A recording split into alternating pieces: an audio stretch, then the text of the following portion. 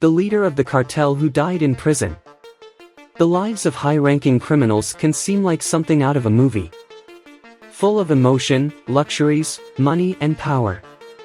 Despite the fortunes that these individuals are capable of amassing, the weight of the law always falls on them and some have the worst possible endings. This is the story of 𝒂𝒹𝒄𝓈 alias 𝓂𝒂𝓈𝓸𝒃𝓃𝒃, former head of the Cali cartel, and how his fateful end in prison was. Before becoming a billionaire criminal, this man was born in a small Colombian municipality called 𝒂𝒑𝒃 in 1949, and together with his brother Miguel Ángel, would form the Cali cartel and become an important drug trafficker. But before his illicit business became evident, Gilberto was characterized as an ambitious, methodical, charismatic and well-educated man. His businesses were managed with discretion and caution, and he worked as an investor and owner of various companies. Gilberto and his family arrived in Cali in the early 40s in search of better opportunities. He and his brothers studied at the San Luis Gonzaga School and worked in a pharmacy. In the 1970s, he was linked to a fabric and whiskey smuggling organization, and joined the gang Los Chimas, which was engaged in land piracy and smuggling. This band would only be the beginning of what would later become the famous Cali cartel. In 1979, the journalist Alberto Giraldo contacted Gilberto Rodriguez to inform him that German Montoya, then president of Chrysler Colombia, had informed him about the bankruptcy of the multinational, for which they needed to get rid of the Colombian subsidiary. So, Rodriguez invested 50 million pesos at the time, with which he went on to preside over Chrysler Colombia between 1979 and 1983. At the end of the 1970s, Gilberto and his brother were investors and owners of various companies, such as Laboratorios Cresfer, Drogas La Rabaja, Grupo Radial Colombiano, Corporación Financiera de Boyacá and First Interamerica's Bank of Panama. In addition, they acquired shares of América de Cali, which Gilberto traveled to see play, in addition to having traveled through Europe and Latin America. Taking advantage of his good relations in the high spheres of Valle del Cauca society and his economic collaboration with some sports leaders who belonged to the boards of directors of the city's soccer teams, he tried to become a majority partner of the Cali Sports Association. His public image as an important businessman managed to keep his profile low in the eyes of the law for a while. His wealth was perfectly justified and, being an affable and charismatic person, he posed as just another great businessman. In the 1980s, the two most powerful drug cartels in Colombia were the one in Cali and the one in Medellin, which until then had worked in harmony, each one in control of its plazas. However, in 1984, a rift opened between them after the assassination of Justice Minister Rodrigo Lara Bonilla, who had become an enemy of the group of Los Extraditables, led by Pablo Escobar. Escobar declared war on Lara Bonilla and planned her assassination in a meeting with other Colombian drug lords. Most of the Colombian drug lords were exiled from the country after the crime, and Gilberto Rodriguez Orihuela and Jorge Luis Ochoa Vázquez of the Medellin cartel were captured in Spain by Spanish authorities, accused of setting up a cocaine distribution network in Europe. Despite the fact that both returned to Colombia and were released by national courts, the tension between the two cartels continued to grow. Escobar began to kidnap people, such as the then candidate for mayor of Bogotá, Andrés Pastrana, and Attorney General Carlos Mauro Hoyos, with the idea of exerting pressure on the government to withdraw from the extradition treaty with the United States. But the idea did not go down well in Cali, a more discreet and methodical organization than the impulsive Escobar and his Medellin associates. Cali's refusal to back the plan sealed the break between the two cartels and their leaders.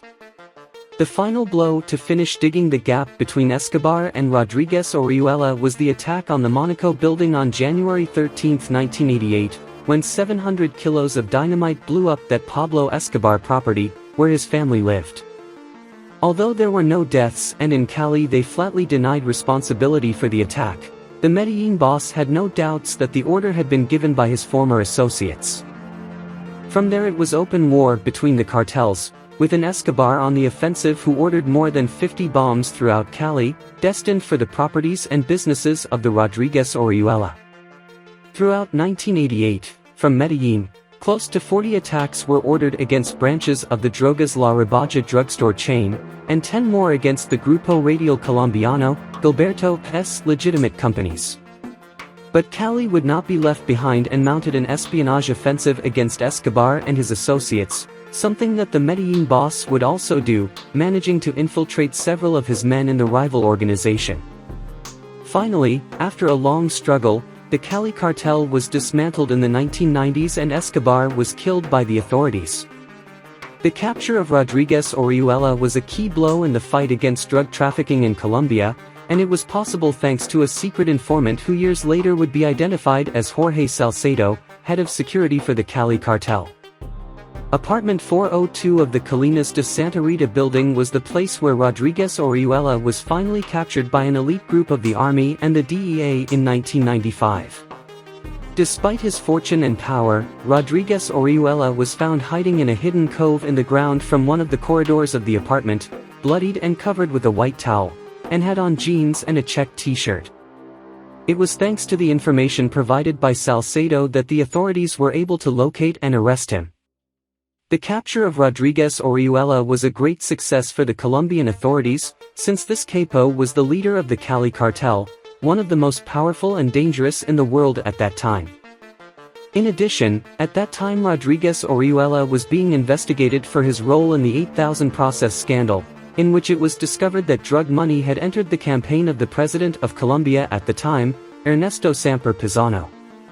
Rodriguez Orihuela was sentenced to 12 years in prison in Colombia, but was released after serving 7 years for confession and good conduct.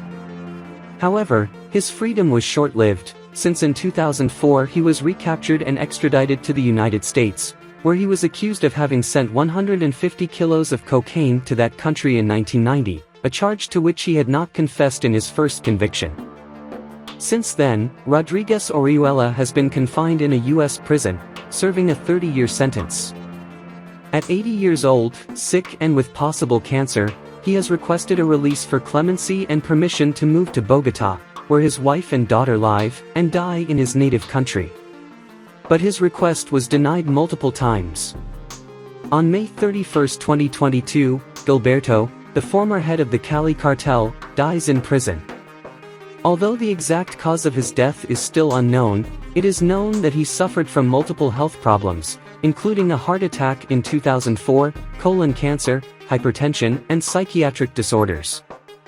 As the leader of the Cali cartel, Rodriguez Orihuela was responsible for multiple crimes, including murders and terrorist attacks. But it was his involvement in the cocaine trade that ultimately landed him in prison, where he spent the last years of his life. But the death of Rodriguez Orihuela is not only important for what it represents in the history of drug trafficking in Colombia, but also for the circumstances surrounding his death. He reportedly died alone and without hope in Butner jail, far from his home and family. This is undoubtedly a reflection of how, despite his immense power and wealth, he ended up dying alone and without the love and company of his loved ones. But what undoubtedly intrigues us the most is the exact cause of his death. Was it due to his advanced age and health problems, or was there something else behind his demise? What about his plea before his death? Why did he want to get out of prison at all costs? We may never know the truth behind the death of this infamous drug lord, but what we do know is that his legacy in the history of drug trafficking in Colombia is undeniable. And despite his lonely death, he remains a reminder of the dangers and consequences of the world of organized crime.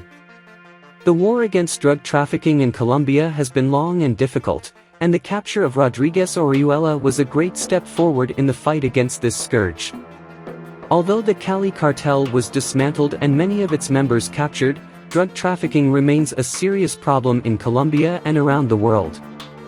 Nevertheless, the story of Rodriguez Orihuela's capture continues to be a source of inspiration for those fighting organized crime in Colombia and around the world. Today, Colombia remains one of the main cocaine producers in the world. But thanks to the perseverance and teamwork of the authorities, the country has managed to significantly reduce the power and influence of the drug cartels. As always, we invite you to share your thoughts and comments in the comments section. And don't forget to subscribe to our channel to stay up to date with all the most exciting news from the criminal world. Until next time.